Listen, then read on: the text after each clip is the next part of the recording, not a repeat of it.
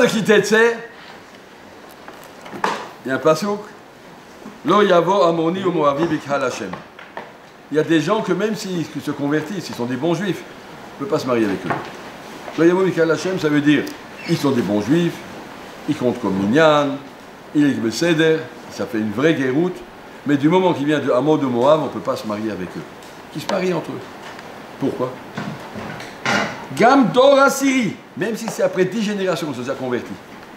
Ça fait déjà 300 ans, 400 ans que ces Hamo de Moab juifs se sont convertis, ils font Pessah, Shabbat, Kashrut, Milak, toi comme il faut, tu ne te marieras pas avec ces gens-là. Lo yavolem mikal Hashem ad olam. Plus jamais on se marie avec eux. Mais qu'est-ce qu'ils ont fait? Qu'est-ce qu'il y a? Al devar sheloki demu etrem balechem uvamaim. Quand vous étiez dans le désert, ils vous ont vu passer. Ils ne sont pas venus à votre rencontre avec un peu de pain et un peu d'eau. Baruch Haba, vous êtes nos cousins. Amon et Moab, c'est les descendants de Lot. Et l'autre, c'est le beau-frère, le neveu, le protégé d'Abraham Avinu. Si tu existes, c'est grâce à nous. Al devar sheloki demu etrem balechem uvamaim. Baruch Haba, mais bonjour, nos chers cousins sortis d'Égypte, c'est extraordinaire. On est content de vous voir, on vient vous apporter un Coca-Cola et une pizza, quelque chose. Les Remwamaim, quelque chose. Les gens dans le désert. C'est vrai qu'ils n'avaient pas besoin. Au Hachem, ils avaient la manne, ils avaient le beurre, mais ce n'est pas leur affaire. Quelqu'un arrive chez moi, même s'il n'a pas besoin, je lui sers à boire. Je lui sers quelque chose. Je ne suis pas à mon Moab. À mon Moab sont des gens que de jour leur reproche ça. Même 10 générations après, c'est manière. Et deuxièmement,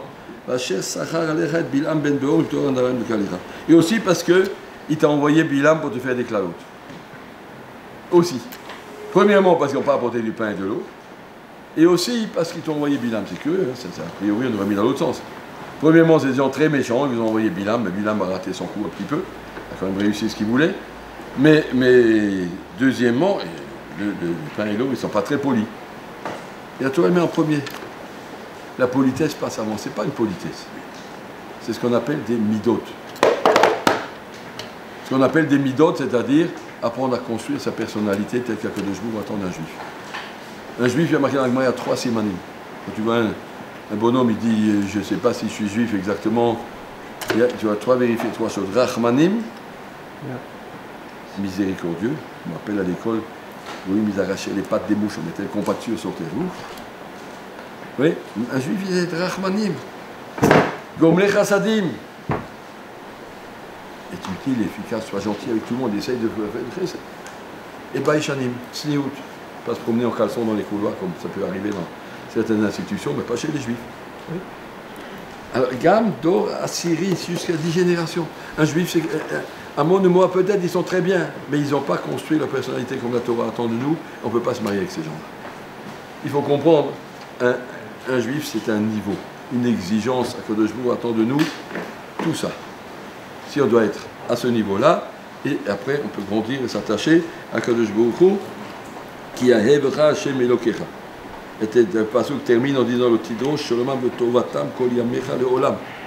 Jamais, plus jamais tu vas s'intéresser à ces gens-là. Alors donc il faut bien comprendre, je dis encore une fois, la Torah nous apprend que les midot, c'est-à-dire le caractère de la personne qu'on a pu arranger, notre caractère, lisez dans le Messiah Yesharim quand il parle, qu'est-ce qu'il faut faire, Tchouva, il parle de Gezel, de Arayot, et de Dvarim Betelim, et de Jonara, et trucs. Et après il parle de midot, Kina, Ta'ava, Kavod, Kas, toutes ces choses-là, ça ne doit pas être dans le cœur d'un juif. Ça n'existe pas, la colère, ça ne doit pas exister. La jalousie, tout ça, il faut arriver à dépasser, à nettoyer, à grandir, à être propre. Kina, Ta'ava, les Ta'avot, Kavot, tout ça, il faut arriver à mettre de côté. Akadosh Baruch Hu attend de nous qu'on soit des balais midot. Rambam dit dans les Chot Tchouva, il ne faut pas faire seulement Tchouva. Maintenant, dans un mois, aujourd'hui, c'est un petit peu, je ne sais pas si vous savez. Il ne faut pas faire Tchouva seulement sur les Maasim Raïm. Je regrette, Akadosh Baruch Hu, je demande pardon, mais j'ai parlé pendant Kaddish, c'est très grave, d'accord? Faites Tchouva sur ça. Mais il y a des choses plus graves encore.